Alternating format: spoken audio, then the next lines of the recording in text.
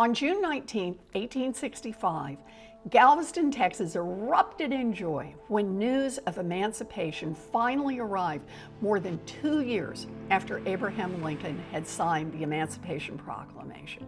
That day is known as Juneteenth, the annual and oldest known celebration commemorating the end of slavery in the United States.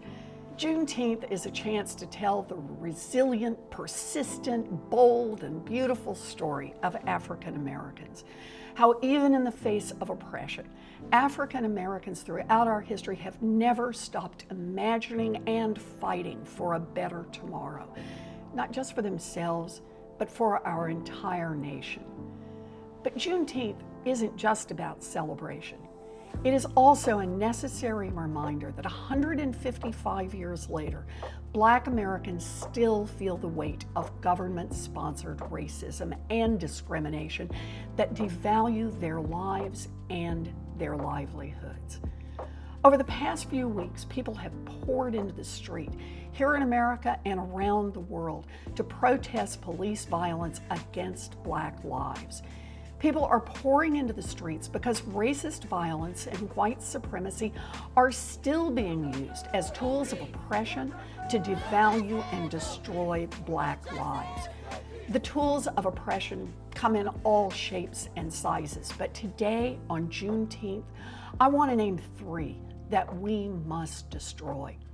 The first tool is violence against Black lives.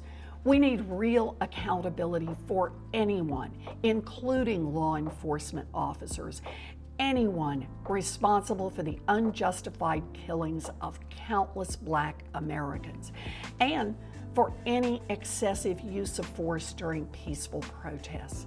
We need to rethink our approach to public safety, to focus less on locking people up and more on community investments to lift people up. And we need to vote out a president who glorifies violence. The next tool of oppression is voter suppression. Racist politicians have used racist voter suppression laws to steal votes from people of color for generations. We need a constitutional amendment guaranteeing every United States citizen the right to vote and to have that vote counted.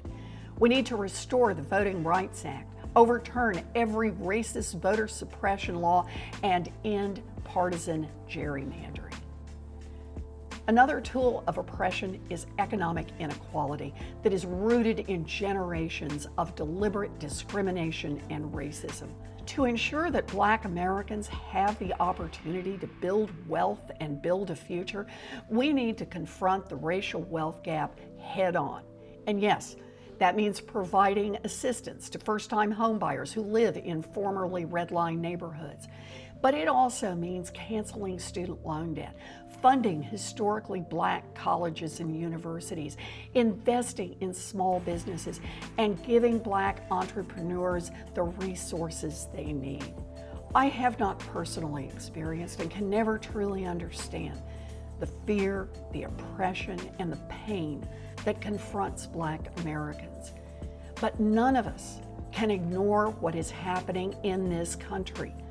I understand the responsibility that I and others have as white Americans to come together with all justice-loving people and ask what we are doing to dismantle a system that has too often undervalued Black life.